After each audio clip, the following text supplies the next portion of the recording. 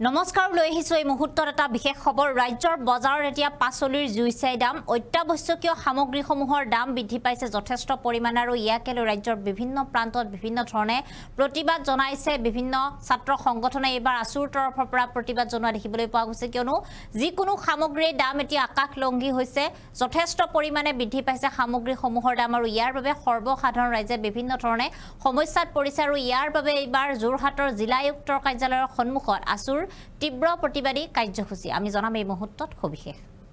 আমি জনাইছো এই মুহূৰ্তত এটা বিশেষ খবৰ যোৰহাটত আসুৰ বিক্ষোভ কাৰ্যসূচী ৰূপায়ণ এবাৰ আসুই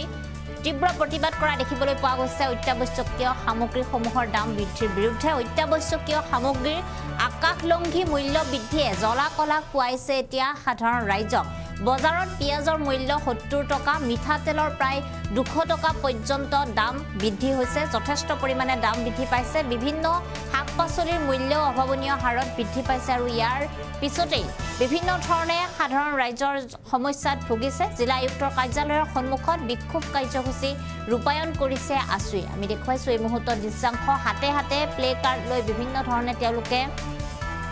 স্লোগান দি জিলা আয়ুক্তৰ কাৰ্যালয়ৰ সন্মুখত এনেদৰে তীব্ৰ প্ৰতিবাদী কাৰ্যসূচী ৰূপায়ণ কৰা দেখিবলৈ পোৱা গৈছে ৰাজ্যৰ যোগান বিভাগৰ এই ক্ষেত্ৰত কোনো ধৰণৰ গুৰুত্বহীনতা নাই বুলিও তেওঁলোকে কিয় প্ৰকাশ কৰা দেখিবলৈ পোৱা গৈছে কিয়নো বহু দিনৰে পৰাই বিভিন্ন যিসমূহ অত্যাৱশ্যকীয় সামগ্ৰী সেই সামগ্ৰীসমূহৰ দাম যথেষ্ট পৰিমাণে বৃদ্ধি পাইছে এক প্ৰকাৰৰ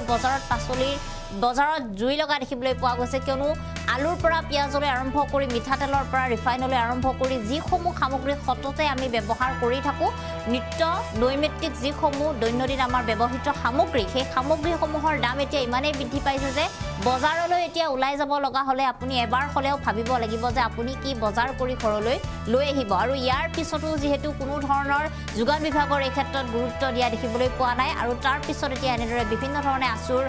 আহ্বানত জিলাৰ যিসমূহ ছাত্ৰ সন্থা সেই ছাত্ৰ সন্থাসমূহে বিভিন্ন ধৰণে তেওঁলোকে প্ৰতিবাদ জনাইছে যোগান মন্ত্ৰী ছাত্ৰ সন্থাৰ আহ্বানত তেওঁলোকে এনেদৰে তীব্ৰ প্ৰতিবাদী কাৰ্যসূচী ৰূপায়ণ কৰা দেখিবলৈ পোৱা গৈছে বিভিন্ন ঠাইত আৰু আজিৰ দিনটো যোৰহাট জিলা আয়ুক্তৰ কাৰ্যালয়ৰ সন্মুখত আসুই বিক্ষোভ কাৰ্যসূচী ৰূপায়ণ কৰিছে অতিৰিক্ত মূল্য বৃদ্ধিৰ বিৰুদ্ধে যিসমূহ অত্যাৱশ্যকীয় সামগ্ৰীৰ দাম যথেষ্ট পৰিমাণে বৃদ্ধি পাইছে সেই সামগ্ৰীসমূহৰ দাম সোনকালে কমাব লাগে আৰু যোগান বিভাগে এই ক্ষেত্ৰত গুৰুত্ব দিব লাগে ৰাজ্য চৰকাৰে এই ক্ষেত্ৰত গুৰুত্ব দিব লাগে বুলি তেওঁলোকে এই মুহূৰ্তত কিছু মন্তব্য আছে সেই মন্তব্য আমি আপোনালোকক শুনাইছোঁ সদৌ অসম ছাত্ৰ সন্থাৰ আহ্বানত সদৌ যোৰহাট জিলা ছাত্ৰ সন্থাৰ উদ্যোগত আজি যোৰহাট জিলা সদৰত বজাৰত যি অভাৱনীয়ভাৱে মূল্য বৃদ্ধি হৈছে মুদ্ৰাস্ফীতিৰ হাৰ বৃদ্ধি পাইছে ইয়াৰ প্ৰতিবাদত আমি প্ৰতিবাদী কাৰ্যসূচী ৰূপায়ণ কৰিছোঁ বিক্ষোভ কাৰ্যসূচী ৰূপায়ণ কৰিছোঁ এই প্ৰতিবাদ চলিৰ পৰা এটা কথা খুব স্পষ্টভাৱে জনাব বিচাৰিছোঁ যে অসমত মুদ্ৰাস্ফীতিৰ হাৰত যি নিম্নগামী কৰাত কিন্তু অসম চৰকাৰ অসমৰ যোগান বিভাগ সম্পূৰ্ণৰূপে ব্যৰ্থ হৈছে যোগান মন্ত্ৰী সম্পূৰ্ণৰূপে ব্যৰ্থ হৈছে এই প্ৰতিবাদ চলিৰ পৰা এটা কথা খুব স্পষ্টভাৱে জনাব বিচাৰিছোঁ যে উন্নয়ন নামত যি ঢাক ঢোল বজোৱা হৈছে অসম চৰকাৰে উন্নয়নৰ নামত যি এক ফ্লাইঅভাৰ নিৰ্মাণৰ নামত যি গছ কটা ধৰণে কাৰ্যসূচী ৰূপায়ণ কৰে আৰু তাৰ প্ৰতিবাদত যেতিয়া জনসাধাৰণ ওলাই আহে তেওঁলোকে উন্নয়নৰ কথা কয় এইটো কিন্তু হ'ব নোৱাৰিব অসম চৰকাৰে জনসাধাৰণৰ কথা শুনিব লাগিব জনসাধাৰণক সকাহ দিব লাগিব যদি ইয়াত যদি তেওঁলোক অক্ষম হয় যেনে পৰৱৰ্তী পৰ্যায়তো অসম চৰকাৰৰ বিৰুদ্ধে আমাৰ সদৌ অসম ছাত্ৰ সন্থাৰ লগতে সমগ্ৰ অসমে কিন্তু প্ৰতিবাদী কাৰ্যসূচী ৰূপায়ণ কৰিবলৈ বাধ্য হৈ থাকিব 10-20 টকাৰ অতিক্ৰম কৰিছে নেমু টেঙা 10 টকাত ইতিমধ্যে এটাহে পাবলৈ সক্ষম হৈছে জনসাধাৰণ গতিকে এই যি দৰ ইয়াৰ এটাই কথা খুব স্পষ্ট যে অতি কম দিনৰ সময়ত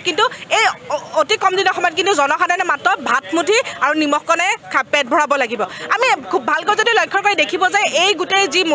মুদ্ৰাস্ফীতি হৈছে ইয়াত যদি সবাতোতকৈ যদি ক্ষতিগ্ৰস্ত শ্ৰেণীটো হৈছে আমাৰ দুখীয়া শ্ৰেণীটো দৈনিক উপাৰ্জন আপোনাৰ 300 পৰা 400 টকা উপাৰ্জন কৰে সেই পইচাই তেওঁলোকে দৈনিক পেট প্ৰবৰ্তাবই নে ভৱিষ্যতৰ কাৰণে সঞ্চয় কৰিব এটা ডাঙৰ প্ৰশ্ন হৈছে চৰকাৰে ইতিমধ্যে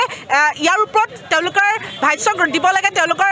সাহিত্য আমাক জনাব লাগে তেওঁলোকৰ কি ইয়াৰ ওপৰত পদক্ষেপ গ্ৰহণ কৰিছে এয়া কিন্তু খুব স্পষ্টভাৱে জনাব লাগে বজাৰত লাগিছে জুই চৰকাৰ আছে শুই আজি সদৌ অসম ছাত্ৰ সন্থাৰ আহ্বানত সদৌ যোৰহাট জিলা ছাত্ৰ সন্থাই আজি যোৰহাটৰ সদৰত আমি প্ৰতিবাদী বিক্ষোভ কাৰ্যসূচী গ্ৰহণ কৰিছোঁ এইটো কাৰণে যে অত্যাৱশ্যকীয় সামগ্ৰীৰ যি অভাৱনীয় হাৰত মূল্য বৃদ্ধি হৈছে এই মূল্য বৃদ্ধি ৰোধ কৰাৰ আমি দাবী জনাইছোঁ আৰু চৰকাৰখনৰ প্ৰতি আমি আহ্বান আৰু প্ৰত্যাহ্বান জনাইছোঁ অতি সোনকালে মূল্য বৃদ্ধি ৰোধ কৰিব লাগে অত্যাৱশ্যকীয় সামগ্ৰীৰ মূল্য বৃদ্ধিৰ কাৰণে বৰ্তমান অসমৰ গৃহিণীৰ যি পাকঘৰত জুই নজ্বলা অৱস্থাৰ সৃষ্টি হৈছে জীৱনদায়িনী ঔষধৰ দাম বৃদ্ধি হৈছে আটাইবোৰ গোটেইবোৰ বিষয়তে কিন্তু আমি সদৌ অসম ছাত্ৰ সন্থাই বৰ্তমান ইতিমধ্যে কাৰ্যসূচী গ্ৰহণ কৰি আহিছোঁ আৰু কাৰ্যসূচী গ্ৰহণ কৰাৰ পাছত চৰকাৰখনে এই ক্ষেত্ৰত কিন্তু যদি ব্যৱস্থা গ্ৰহণ নকৰে কিন্তু অনাগত দিনত আমি তীব্ৰ প্ৰতিবাদী কাৰ্যসূচী গ্ৰহণ কৰিবলৈ বাধ্য হ'ম আৰু এটা কথা আমি স্পষ্ট ৰূপত জনাব বিচাৰিছোঁ যদি চৰকাৰখনে আন্দোলনক যদি তেওঁলোকে ভ্ৰূক্ষেপ নকৰে তেতিয়া অনাগত যি 26ৰ ইলেকশ্যনত কিন্তু চৰকাৰখনক তীব্ৰ প্ৰতিৰোধ সংগ্ৰাম গঢ়ি তোলা হ'ব আৰু এই ইলেকশ্যনত কিন্তু ইয়াৰ প্ৰত্যাহ্বান জনোৱা হ'ব আৰু চৰকাৰখনে এটা কথা তেওঁলোকে ভাবি থোৱা ভাল যে জনসাধাৰণক যেতিয়া দুখ আৰু দুৰ্দশা দিব তেতিয়া কিন্তু সদৌ অসম ছাত্ৰ সন্থাই সদায় জনসাধাৰণৰ লগত থিয় দিব আৰু সদৌ অসম ছাত্ৰ সন্থাই এই ক্ষেত্ৰত সদায় মাত মাতি যাব অনাগত দিনত মূল্য বৃদ্ধি ৰোধ কৰি চৰকাৰখনে ব্যৱস্থা গ্ৰহণ কৰিব লাগে এইটো কথাই আজি আমি প্ৰতিবাদস্থলীৰ পৰা আমি দাবী জনাব বিচাৰোঁ চৰকাৰখনে উন্নয়নক কেৱল ঢাক ঢোল বজাই আছে চৰকাৰখনৰ প্ৰকৃতপক্ষে কোনো ধৰণৰ উন্নয়ন হোৱা নাই যদি উন্নয়নেই হ'লহেঁতেন আজি এই অৱস্থা নহ'লেহেঁতেন আমি আন্দোলন কৰিবলগীয়া নহ'লহেঁতেন চৰকাৰখনে আন্দোলন নাই কৈ থাকে আজি আমি চৰকাৰখনক প্ৰত্যাহ্বান জনাব বিচাৰিছোঁ সমগ্ৰ অসমৰ প্ৰতিখন জিলাতে আজি আন্দোলন হৈছে আৰু চৰকাৰখনে এই কথা ভাবি থোৱা ভাল যে চৰকাৰৰ ওপৰত যেতিয়া ৰাজপথলৈ নামি আহিছে চৰকাৰো কিন্তু চাউল উকলিল এই কথা কিন্তু চৰকাৰে ভাবি থোৱা ভাল